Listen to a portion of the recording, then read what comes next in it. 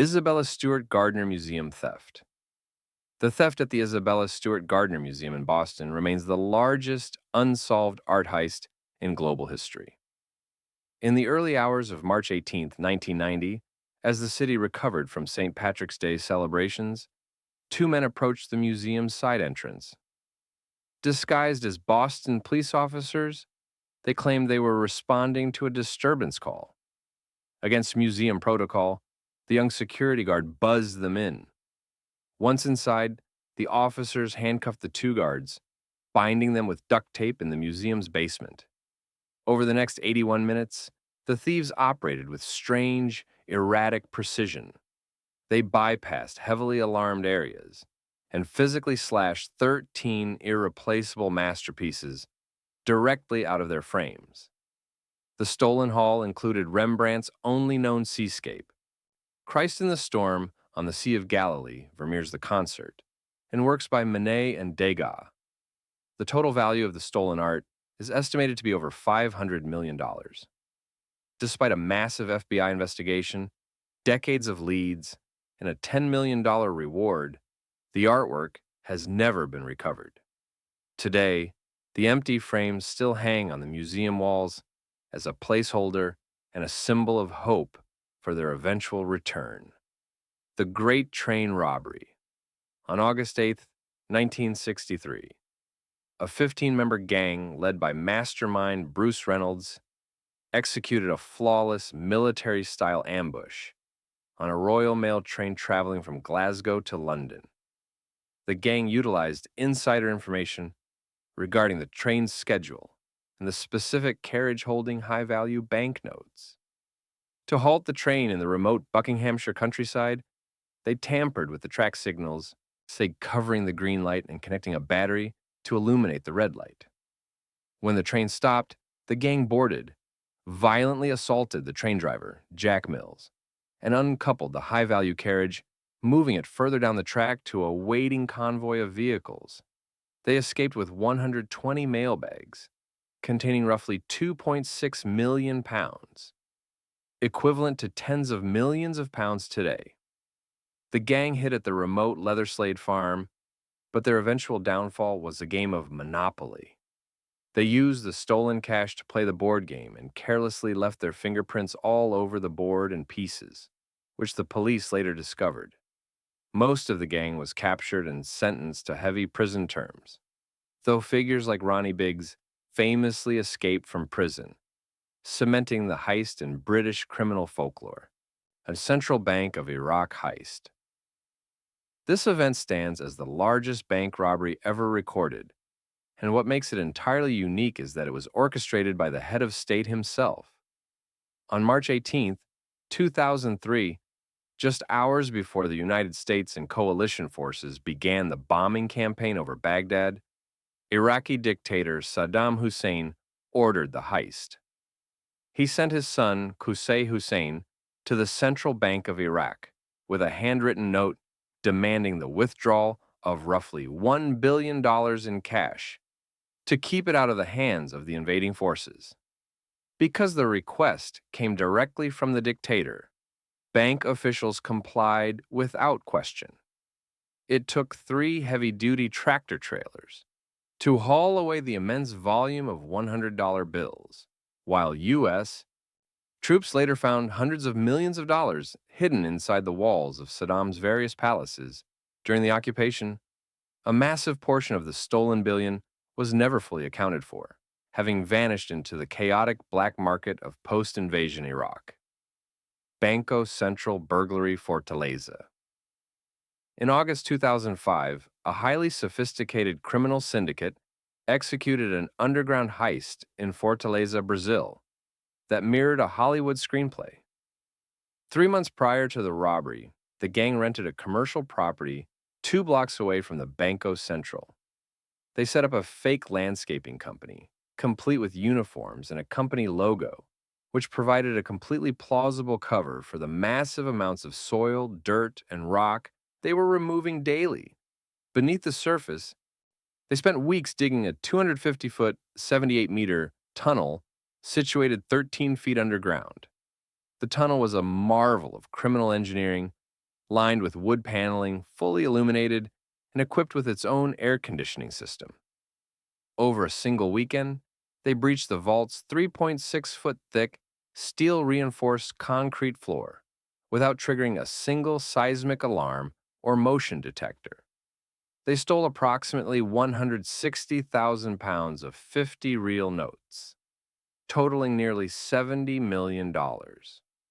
Because the notes were scheduled to be destroyed, their serial numbers were unrecorded, making the cash entirely untraceable. While police eventually arrested several members, including the alleged mastermind, the vast majority of the money was never recovered. Antwerp Diamond Heist. Widely dubbed the heist of the century, the 2003 robbery of the Antwerp Diamond Center was a masterclass in exploiting and bypassing state-of-the-art security. Leonardo Notarbartolo, the leader of an elite Italian theft ring known as the School of Turin, spent 3 years laying the groundwork. He rented an office in the Diamond Center, posing as an Italian diamond merchant, which granted him a security pass, 24-hour access, and a vault box. The vault itself was protected by 10 layers of extreme security, including infrared heat detectors, Doppler radar, a magnetic field, a seismic sensor, and a lock with 100 million possible combinations.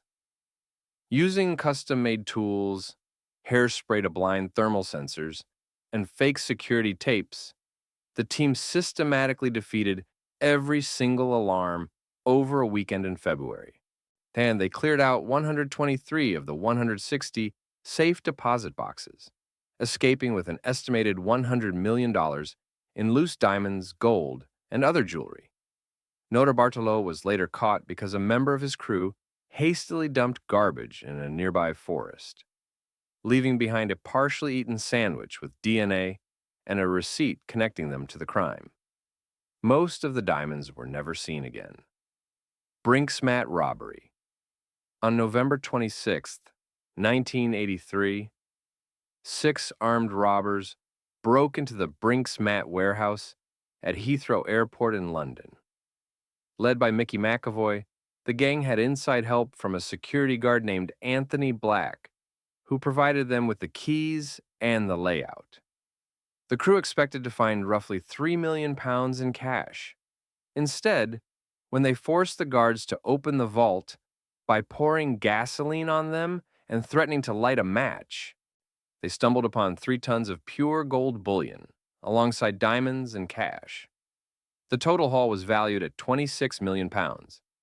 Because gold is easily identifiable, the gang recruited underworld experts to smelt the bullion, mixing it with copper and brass to change its chemical signature, allowing it to be integrated back into the legitimate gold market and laundered through real estate developments in London. The sheer scale of the stolen wealth destabilized the British criminal underworld, leading to a phenomenon known as the Curse of Brinksmat, where dozens of people connected to the laundering of the gold were subsequently murdered in gangland hits. Lufthansa heist immortalized in Martin Scorsese's film Goodfellas. The Lufthansa heist occurred on December 11, 1978, at John F. Kennedy International Airport in New York. The robbery was masterminded by Jimmy Burke, a ruthless associate of the Lucchese crime family.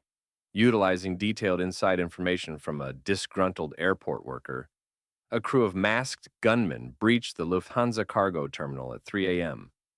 They neutralized the security personnel and spent an hour loading their vans. They made off with $5 million in untraceable American currency that had been flown in from West Germany, along with roughly $875,000 in jewelry. It was the largest cash robbery committed on U.S. soil at the time. However, the aftermath was far more notorious than the heist itself. Paranoid that the massive police investigation would trace back to him, and angered by the careless spending and mistakes of his crew, Jimmy Burke systematically ordered the murders of almost everyone involved in the robbery. and the money was never recovered. And Burke was never officially convicted of the heist. Hatton Garden Safe Deposit Burglary.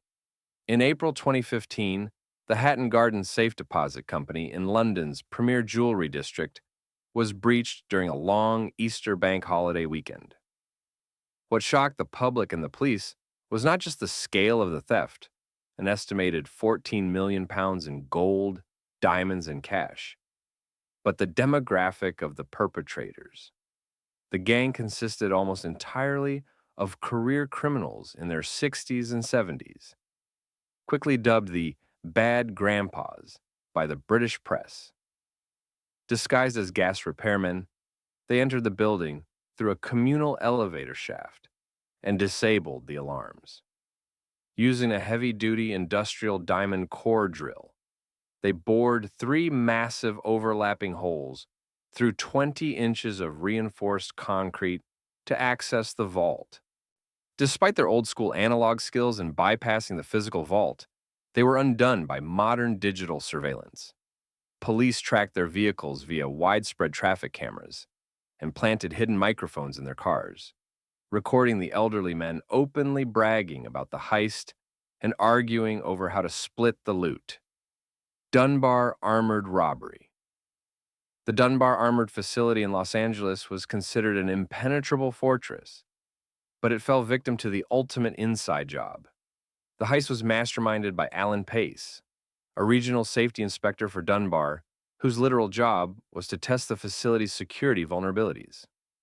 Pace spent months secretly photographing the vault, analyzing camera blind spots, and memorizing the guards' schedules.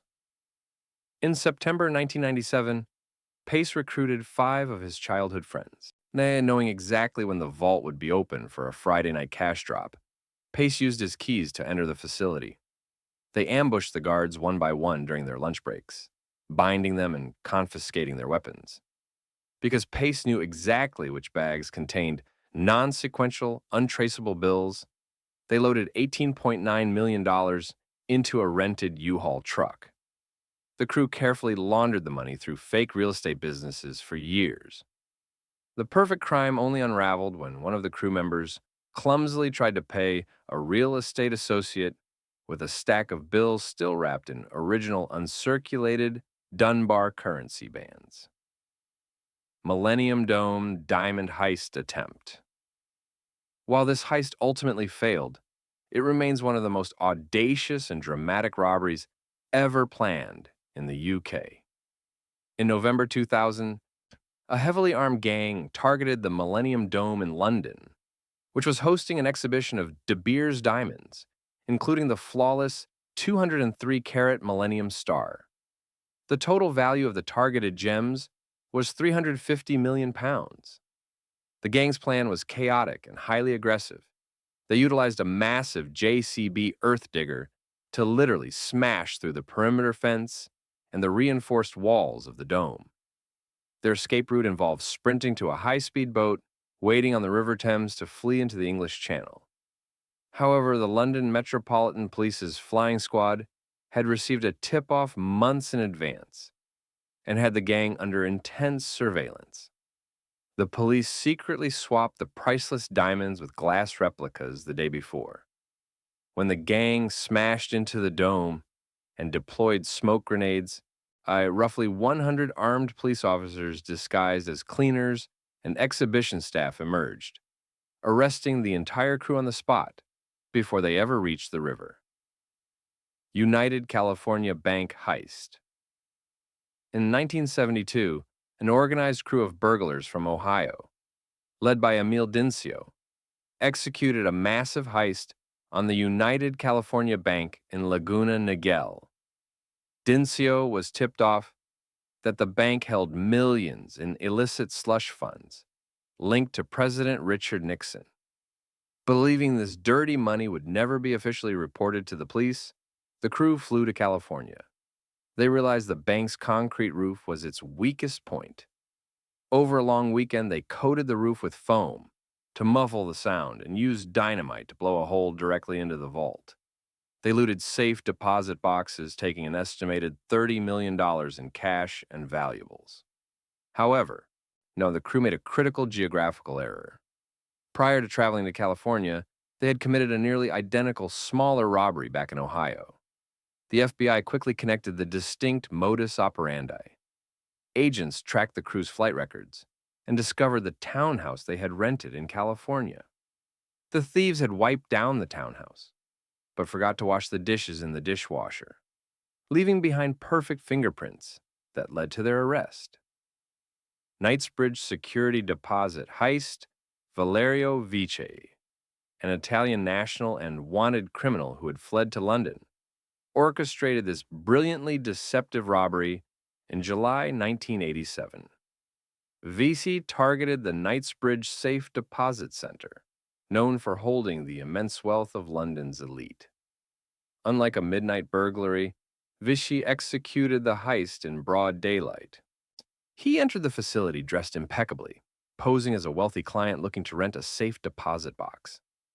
Once the manager led him into the vault, Vichy's accomplices produced smuggled firearms, subduing the manager and the security guards.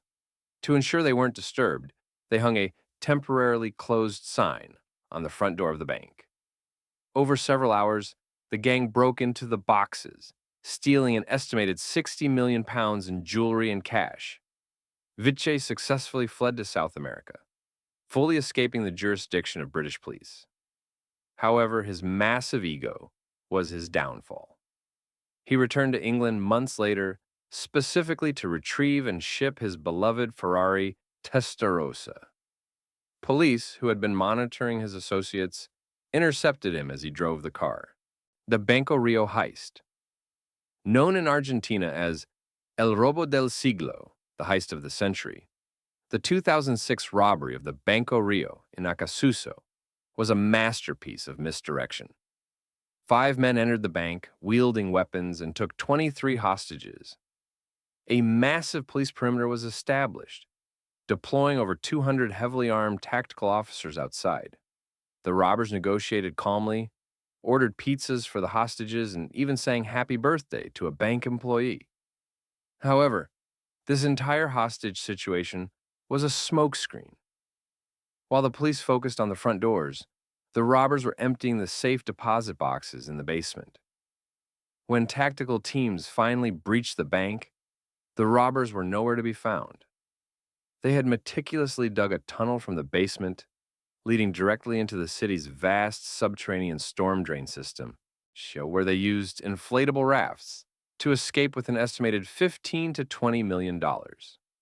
They left behind their weapons, which were entirely fake, made of plastic and wood, and a poetic note on the vault wall. In a neighborhood of rich people, without weapons or grudges, it's just money, not love. They were only caught months later because one member's disgruntled ex-wife reported them to the police. Securitas Depot robbery. Taking place in Tonbridge, Kent, the Securitas Depot robbery holds the record as the largest cash heist in UK history. In February 2006, a heavily armed gang utilized a terrifying tiger kidnapping strategy. Several gang members, wearing highly realistic prosthetic masks and dressed in high-visibility police uniforms, pulled over the manager of the Securitas Depot, Colin Dixon, as he drove home. Simultaneously, another fake police team went to Dixon's house and abducted his wife and young child.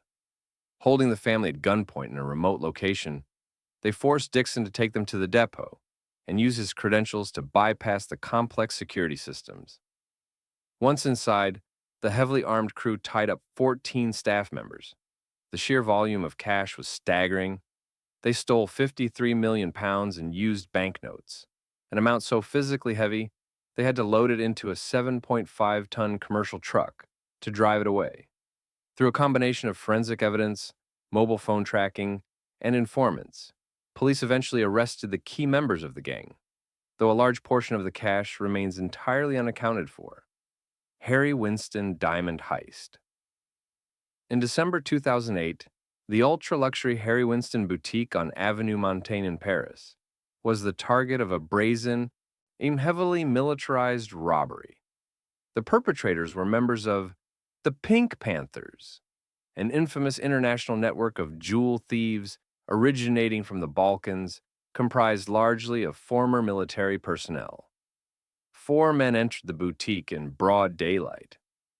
To bypass the stringent security profiles at the door, 3 of the men were disguised in women's clothing, wearing elaborate wigs and sunglasses. Once inside, the facade dropped immediately.